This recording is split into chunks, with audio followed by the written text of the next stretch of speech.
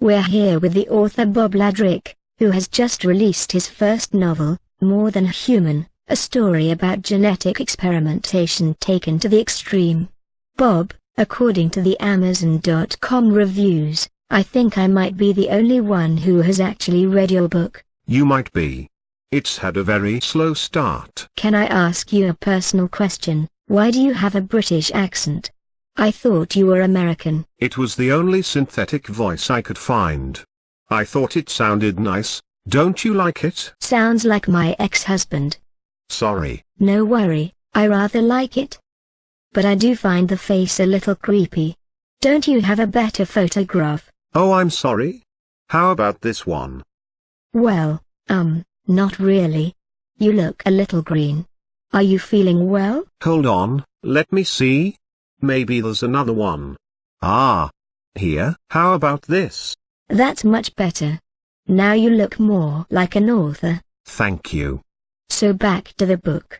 What made you decide to write a story about genetic manipulation? I think it goes back to my childhood. My mom always had horses and dogs and we lived way out in the country. My closest neighbor was nearly a mile away, so my first friends were animals.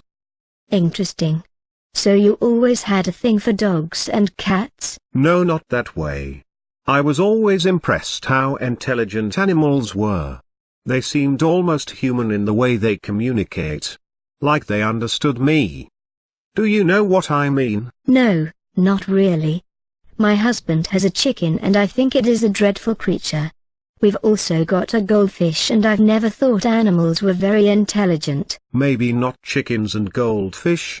But horses and dogs are intelligent in their own way. I see.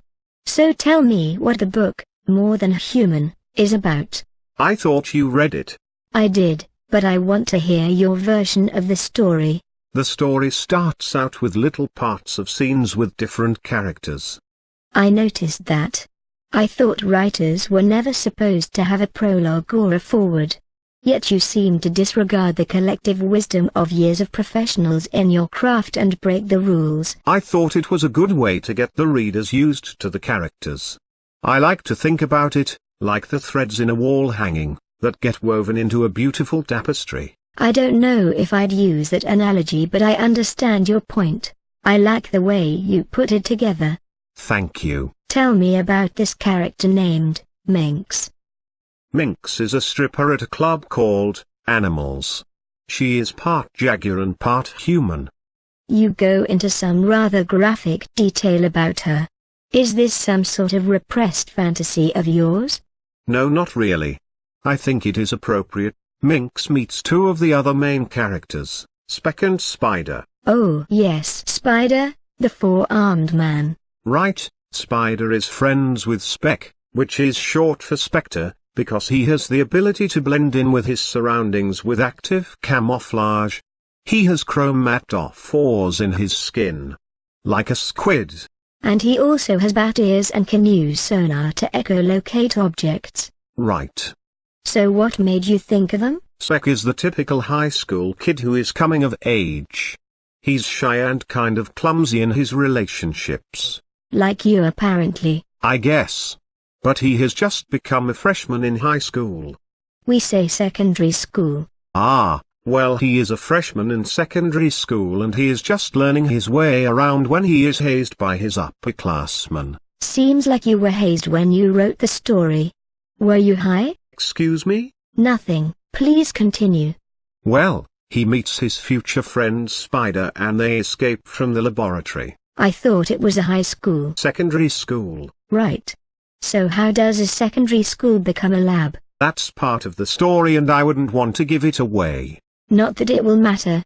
So tell me about Birthstone Technologies and this lab in a place called Salt Mountain. Salt Mountain is where Spider, Speck and the students live. It's a secret testing facility.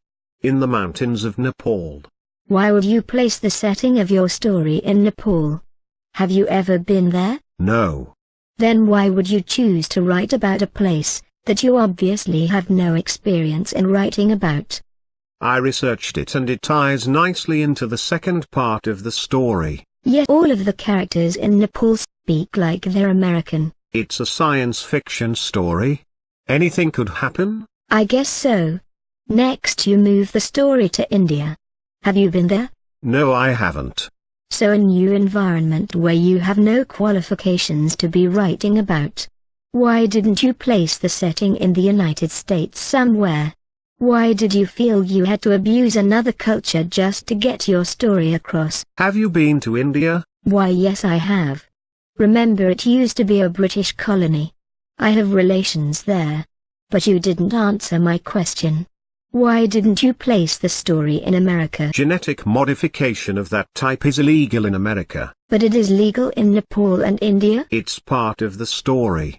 It moves the story along. It moves it along right into the utter abuse of the Hindu people. Do you enjoy thrashing about other people's beliefs? No, it's not about that. The Hindu gods use many animal-human hybrids in their faith. So you thought you would just distort that faith for the benefit of your book? No, not distorting.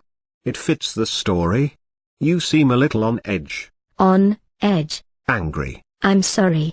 I have a little one at home and haven't gotten much sleep. I stayed up all night reading your book for this interview. Ah, I understand.